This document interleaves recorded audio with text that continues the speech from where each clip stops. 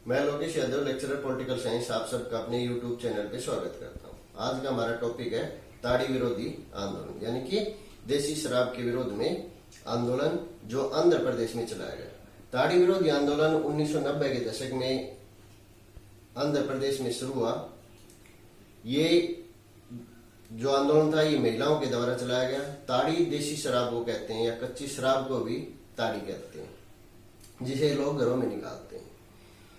ये आंदोलन ताड़ी की बिक्री के खिलाफ महिलाओं ने शुरू किया था। इस आंदोलन का नेतृत्व किसी सामाजिक जो आंदोलन है वो इसका नेतृत्व नहीं कर रहा था, महिलाओं ने ही शुरू किया था और ये स्वतः स्फूर्त आंदोलन था। महिलाओं को इसमें कामयाबी भी प्राप्त हुई। इस आंदोलन का आरंभ 1990 के दशक में आंध्र प्रदेश के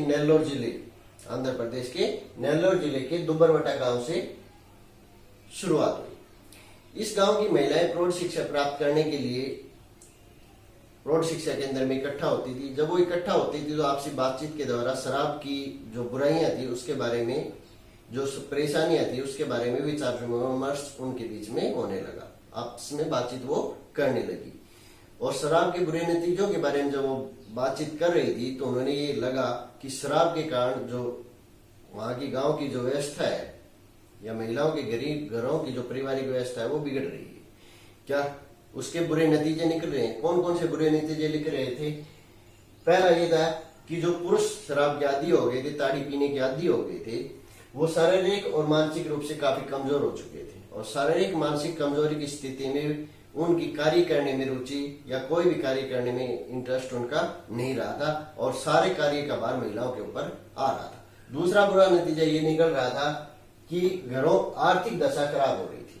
वो जिनमें घरों में जो पुरुष थे ताड़ी पीते थे या देसी शराब पीते थे, उन घरों की आर्थिक जो स्थिति थी वो खराब हो रही थी और वो खराब इतनी हो रही थी कि घर की जो घरेलू आवश्यकताएं हैं उनकी पूर्ति नहीं हो पा रही थी। तीसरा इसका एक बुरा नतीजा ये निकल रहा था कि जो शराब के ठेकेदार थे वो पुरुषों को उधार में देसी शराब पिलाते थे और उस उधार को चुकाने में ये थे कि उनकी खेती बाड़ी की जमीन भी उनके पास से जा रही थी। और जो बुरा नतीजा वो था कि घरेलू महिलाओं को घरेलू कार्य को करने के साथ साथ, पुरुष थे वो तो शराब पी के पड़ जाते थे, महिलाओं को घरेलू कार्यों के साथ साथ खेती बाड़ी का कार्य भी स्वयं करना पड़ रहा था। एक और बुरा नतीजा ये निकल रहा था कि शराब पीने के कारण पुरुष घरों के अंदर मारपीट करते थे महिलाओं के साथ और बच्चों के साथ, जिससे घर का जो माहौल था वो खराब हो रहा था और महिलाएं तनावग्रस्त जीवन व्यतीत कर रही थी। इन सारे बुरे नतीजों पर विचार विमर्श करने के बाद महिलाओं ने ये निर्णय लिया कि ये जो समस्या है, हाँ, इस समस्या का हम मिल करके समाधान निकालेंगे। हम इसके खिलाफ आंदोलन चलाएंगे और शराब की जो बिक्री है उसको बंद करवाएंगे। और इस प्रकार उन महिलाओं ने इसके खिलाफ ताड़ी की बिक्री बंद करो का नारा दिया और ये जो नारा था वो धीरे धीरे दूसरे गांव में भी फैलने लगा और प्रत्येक गांव में ताड़ी की बिक्री की जो दुकानें थी उनको बंद करवाने के लिए ठेकेदारों के ऊपर महिलाओं ने दबाव बनाना शुरू किया, उनके खिलाफ आंदोलन शुरू कर दिया।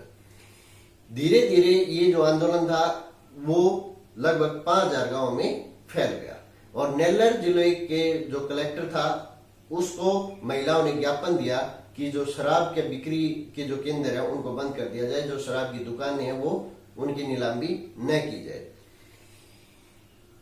जबकि प्रशासन व सरकार शराब की बिक्री बंद करना नहीं चाह रही थी, लेकिन महिलाओं के दबाव के कारण, महिलाओं के आंदोलन के कारण अकेले नेल्लोर डिस्ट्रिक्ट के अंदर 17 बार शराब की बिक्री की जो नीलामी थी, जो ठेकों की जो नीलामी थी वो 17 बार रद्द करनी पड़ी। धीरे धीरे ये आंदोलन पूरे आंध्र प्रदेश में फैल गया और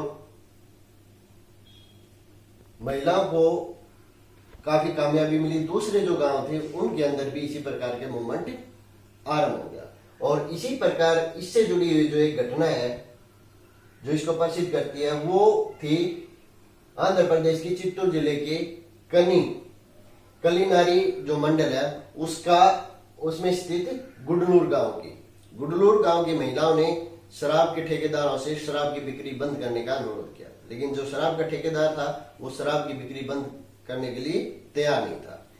उसने शराब की जो जीत थी उसके साथ गुंडे भेजे, लेकिन महिलाओं ने उसका विरोध किया और उसको वापस लौटाने के लिए मजबूर कर दिया। दोबारा ठेकेदार ने पुलिस की मदद ली, तब भी महिलाएं डटी रही और पीछे हटने के लिए तैयार नहीं हुई, तब भी उनको वापस लौटना पड़ा। फिर महिलाओं के ऊपर गुंडों के द्वारा आक्रमण करवाया गया ठेकेदार के द्वारा, लेकिन फिर भी महिलाएं पीछे नहीं हटी और लास्ट में उनको कामयाबी मिली, ठेकेदार को दुकान बंद करनी पड़ी। तो ये इस प्रकार से ये ताड़ी के विरोध में मूवमेंट चला और ये पूरे आंध्र प्रदेश में ताड़ी की बिक्री को बंद करो ये नारा गूंजने लगा। इस आंदोलन का प्रभाव क्या पड़ा? प्रभाव ये पड़ा कि ताड़ी विरोधी जो आंदोलन था इसने महिला आंदोलन का रूप धारण कर लिया और महिलाओं की और जो समस्याएं थी जैसे घरेलू हिंसा, दहेज प्रथा, यौन उत्पीड़न, बलात्कार आदि का विरोध भी इस आंदोलन का हिस्सा बन गए। दूसरा इसका प्रभाव ये पड़ा कि महिलाओं में चेतना का विकास हुआ और शोषण के विरुद्ध वो एकजुट होने लगी। जो भी उनके खिलाफ शोषण होता था, जुल्म होता था, अत्याचार होता था, उसके खिलाफ वो एकजुट होकर के आंदोलन करना उन्होंने शुरू कर दिया।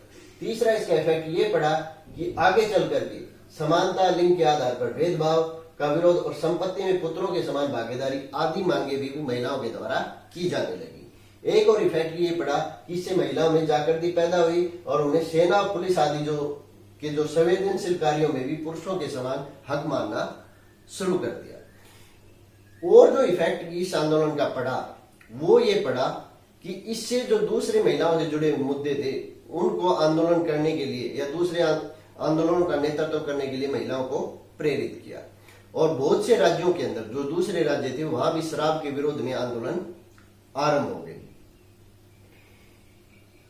इसका इफेक्ट ये हुआ कि 1994 में तेलुगु देशम पार्टी के मुखिया एनटी रामाराव ने अपने चुनावी घोषणा पत्र में राज्य के अंदर पूर्ण शराबबंदी का वादा किया और जब एनटी रामाराव सत्ता में आ गए 1994 में, तो पहली शपथ लेने के बाद पहली फाइल जो उन्होंने सिग्नेचर की, जिस पहली फाइल पे साइन किए, वो राज्य के अंदर पूर्ण शराबबंदी की फाइल थी। यानी कि एनटी रामाराव ने 1994 में राज्य के अंदर पूर्ण शराबबंदी, आंध्र प्रदेश राज्य में पूर्ण शराबबंदी लागू कर दी।